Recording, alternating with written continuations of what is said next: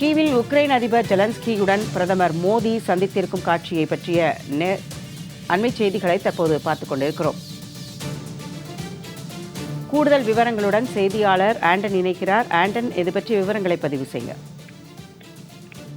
அதாவது பிரதமருடைய இந்த உக்ரைன் பயணமானது மிகவும் ஒரு முக்கியமான ஒன்றாக பார்க்கப்பட வேண்டிய ஒரு ஒன்றாக இருக்கின்றது.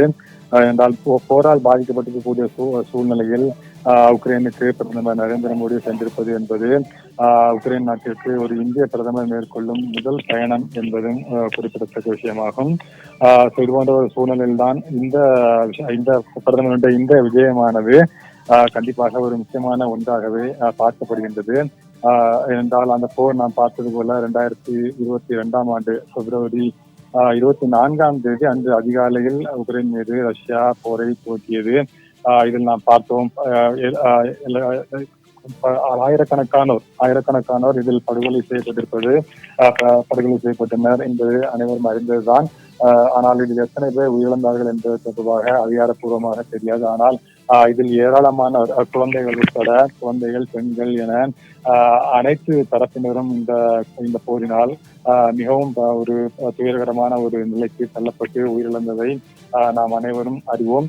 இது போன்ற ஒரு சூழ்நிலையில் தான் இந்தியாவை பொறுத்தவரையில் தொடர்ந்து இந்த விவகாரத்தில் அமைதி ஒட்டுமொத்தமாகவே உலக நாடுகளில் அமைதி என்பது நிலவ வேண்டும் என்று பிரதமர் நரேந்திர மோடி தொடர்ந்து வலியுறுத்தி வருகின்றார். அவர் பிரதமர் நரேந்திர மோடி ரஷ்யா சென்றிருந்த போதும் கூட அதனைத்தான் அவர் தொடர்ந்து வலியுறுத்தி வருகின்றார். போர் என்பது எதற்கும் ஒரு தீர்வாக அமைய முடியாது. எனவே அமைதி இருக்க வேண்டும் என்றுதான் தொடர்ந்து இந்தியாவை பொறுத்தவரையில் வலியுறுத்தப்பட்டு வருகின்றது. போரை கைவிட்டுவிட்டு அமைதியின் பாதையில் செல்ல வேண்டும் என்று தொடர்ந்து இந்தியா வலியுறுத்தி வருகின்றது. ரஷ்யாவிடமும் அதனைத்தான் இந்தியாவை பொறுத்தவரையில் வலியுறுத்தி இருந்தது. இது போன்ற ஒரு சூழ்நிலையில் தான் பிரதமர் நரேந்திர மோடி தற்பொழுது அங்கு சென்று பயணம் மேற்கொண்டார், உக்ரைன் பயணம் மேற்கொண்டிருக்கின்றார். பிரதமரை பொறுத்தவரையில் போலந்தில் 2 நாட்கள் அவர் பயணம் மேற்கொண்டு அந்த பயணம் நிறைவடைந்த பிறகு அவர் உக்ரைன் சென்று உக்ரைன் அதிபர் விளாடிமிர் செலன்ஸ்கி என்ற அழைப்பின் பேரில் அவர் உக்ரைனுக்கு செல்வதாக ஏற்கனவே புறப்படுவதற்கு முன்பாகவே தெரிவித்திருந்தார். நான் பார்த்தது போல உக்ரைனுக்கு ஒரு இந்திய பிரதமர் மேற்கொள்ளும் முதல் பயணம் என்பது குறிப்பிடத்தக்கது. அவர் பிரதமரை பொறுத்தவரையில் அவர் கூறியிருக்கின்றார், நண்பர் செலன்ஸ்கியிடம் நான் கூற விரும்புவது, இந்த பகுதியில் அமைதி மற்றும் ஸ்திரத்தன்மை விரைவில் திரும்ப வேண்டும் என்று விரும்புவதாக பிரதமர் நரேந்திர மோடி குறிப்பிட்டிருந்ததை நாம் கண்டிப்பாக நினைவு கூற வேண்டும்.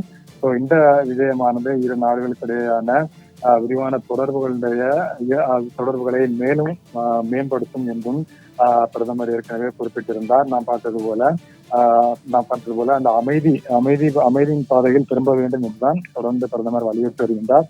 இது போன்ற ஒரு சூழ்நிலையில் தான் பிரதமர் நரேந்திர மோடி உக்ரைன் சென்று தற்பொழுது அவர் உக்ரைன் அதிபர் விளாடிமிர் செலன்ஸ்கியை சந்தித்திருக்கின்றார். அப்பொழுது அவரிடம் அந்த போரினுடைய தாக்கங்கள் குறித்து பிரதமரிடம் விளக்கப்பட்டிருக்கின்றது. அந்த காட்சிகளின் போது பிரதமர் ஒரு ஆழ்ந்த அமைதியுடனும் ஒரு சோகத்துடனும் பிரதமர் அதனை பார்ப்பதை நாம் காண முடிகின்றது.